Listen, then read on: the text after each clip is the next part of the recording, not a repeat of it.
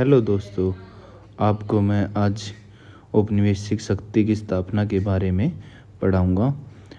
उसकी हम प्रस्तावना को पढ़ेंगे। ये टॉपिक BHIC 134 का यूनिट नंबर 3 है।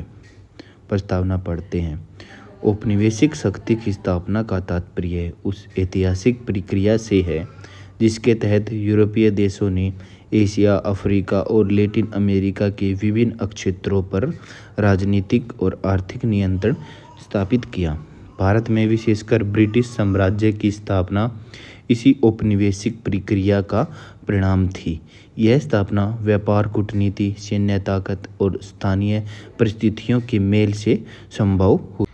बेसिकली इसमें हम पढ़ते हैं जो भारत में विशेषकर ब्रिटिश साम्राज्य की स्थापना थी वह इसी औपनिवेशिक प्रक्रिया की एक परिणाम थी।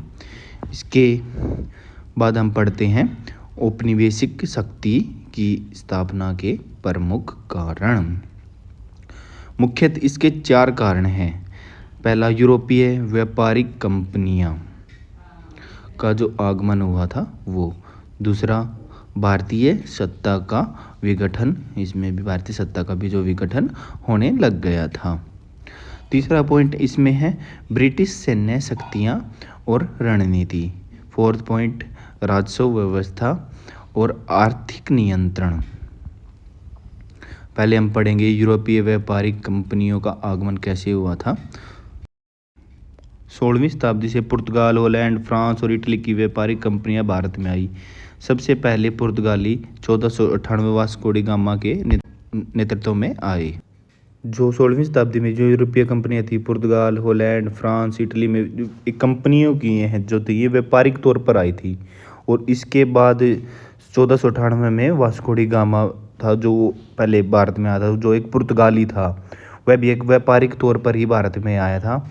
और उसी के बाद जैसे जैसे व्यापारिक अलग अलग कंपनियां आती रही और अपना अपना वर्चस्व भारत में बनाती रही। ये पहले तो एक व्यापार के तौर पर ही यूरोपीय कंपनियों का भारत में आगमन था। उसके बाद धीरे धीरे इन्होंने अपना फौजदारी और राजनीति अपनाई और अलग अलग तरीके से अपना राजस्व करने लग गए। 1600 में ईस्ट इंडिया कंपनी को इंग्लैंड की महारानी थी एलिजाबेथ प्रथम ने व्यापार की अनुमति उन्होंने दी थी। धीरे धीरे व्यापार के साथ साथ, मैंने अभी भी पढ़ा, व्यापार के साथ साथ ये कंपनियां स्थानीय सत्ता में भी हस्तक्षेप करने लगी। जैसे कि दोस्तों मैंने अभी भी आपको बताया था कि ये कंपनियां थी जो ये व्यापार के तौर पर भारत में आई थी। ईस्ट इंडिया कंपनी को इंग्लैंड की जो महारानी थी एलिजाबेथ प्रथम, उसने व्यापार की अनुमति दी थी, ना कि शासन करने की।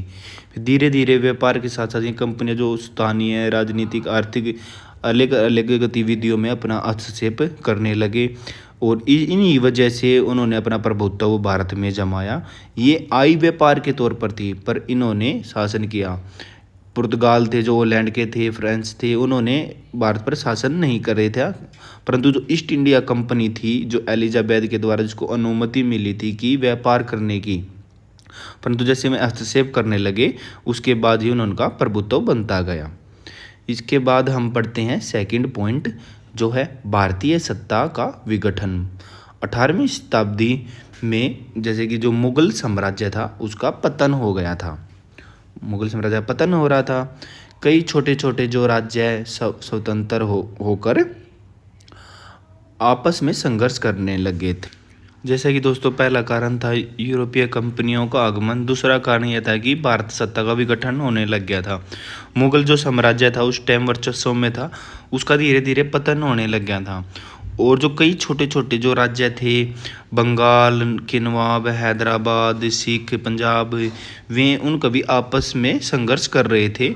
यह भी एक उपनिवेशवाद को स्थापना का प्रमुख कारण था कि जो मुगल साम्राज्य थे उनका तो पतन होने लग गया था और जो ये छोटे छोटे जो राज्य थे अलग अलग, ये अपना वर्चस्व बनाने के लिए इनमें भी आपस में संघर्ष हो रहा था। यह भी एक स्थापना का मुख्य कारण है। और तीसरा कारण इसमें यह है कि इस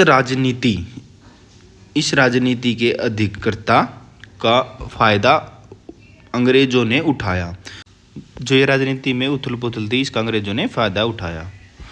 थर्ड, उसकी स्थापना का मुख्य कारण यह था कि ब्रिटिश सैन्य शक्ति और रणनीतियाँ, अंग्रेजों के प्रशिक्षित सेना, बेहतर हथियारों की कूटनीति, डिवाइड एंड रूल के द्वारा भारतीय राजाओं को हराया। जो अंग्रेजों की नीति थी डिवाइड एंड रूल, फूट डालो और राज करो की नीति, उनके पास बेहतर जो सैन्य शक्ति थी वो बहुत अच्छी थी, उनके पास जो हथियार थे वो बहुत अच्छे थे। जो हिंदुस्तान के जो सैनिक थे उनके पास पूर्णतः अच्छे हथियार नहीं थे। इसी चीज़ का भी अंग्रेज़ों ने फ़ायदा उठाया और अपना वर्चस्व भारत में कायम करने लगे। राजाओं के बीच किसी राजाओं को दूसरे राजा के प्रति भड़का दिया, यानी कि फूट डाल दी और अब उन पर राज करने लगे। उसी को बोलते हैं डिवाइड एंड रूल, फूट डालो और राज करो की नीति को अपनाकर अंग्रेज़ों ने भारत में अपना शासन स्थापित करने लग गए थे।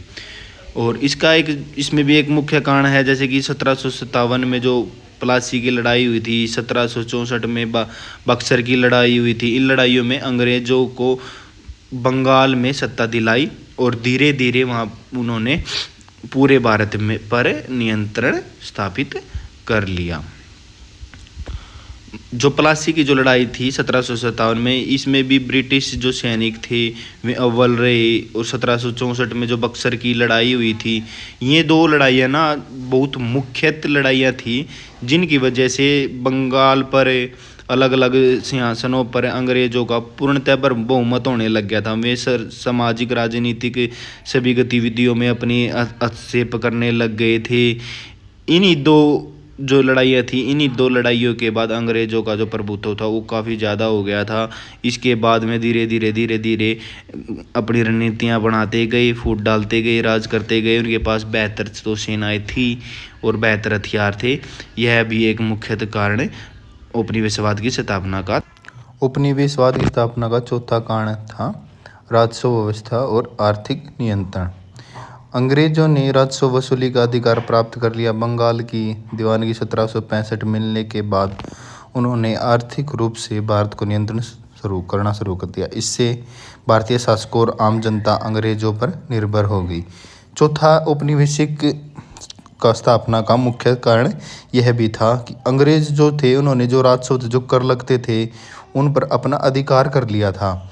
और जो 1764 में बक्सर का युद्ध हुआ था, उसके बाद जो बंगाल की दीवानगी यानी बंगाल के जो कर थे उन पर भी अपना नियंत्रण कर लिया था।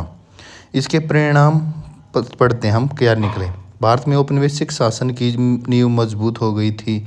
भारतीय अर्थव्यवस्था का शोषण होने लग गया था। अंग्रेजों ने अपने नियम, प्रशासन, शिक्षा व्यवस्था, कानून भारत धीरे धीरे एक उपनिवेश कॉलोनी बन गया और 200 वर्षों तक ब्रिटिश शासन में रहा।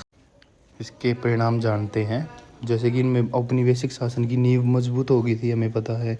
भारतीय अर्थव्यवस्था का भी शोषण हुआ था। नियम, कानून व्यवस्था सब कुछ अंग्रेजों के आ गए थे। और इसी वर्ष 200 वर्षों तक ब्रिटिश शासन ने भारत पर अपना राज किया था। 200 वर्षों तक शासन भारत ने किया था। इसके निष्कर्ष क्या निकलता है? औपनिवेशिक शक्ति की स्थापना केवल एक सैन्य जीत नहीं, बल्कि यह एक दीर्घकालिक प्रक्रिया थी, जिसमें व्यापार, राजनीतिक, युद्ध, सामाजिक विघटन और आर्थिक रणनीति शामिल थी। इस स्थापना ने भारत के इतिहास, समाज और संस्कृति पर गहरा प्रभाव डाला और स्वतंत्रता संग्राम की पृष्ठभूमि भी तैयार की। मुख्यतः इसका निष्कर्ष यह निकलता है कि जो औपनिवेशिक जो शक्ति थी, उनकी वजह से जो सैन्य जीत नहीं थी, यह कोई सैन्य जीत नहीं थी, एक दीर्घकालीन लंबी प्रक्रिया थी जिसपे व्यापार, राजनीति, मुख्यतः हम सब इन चीज़ों के बारे में पढ़ते हैं कि जो कैसे कैसे उपनिवेशवाद की क्या कारण थे, उसके क्या परिणाम निकले, ये सब इस चैप्टर में हमने पढ़ा। अगर कोई त्रुटि आपको लगी है तो कृपया क्षमा करें और वीडियो को लाइक करें, कमेंट करें और कृपया करके चैनल को सब्सक्राइब करके ज़रूर जाएं। Thank you.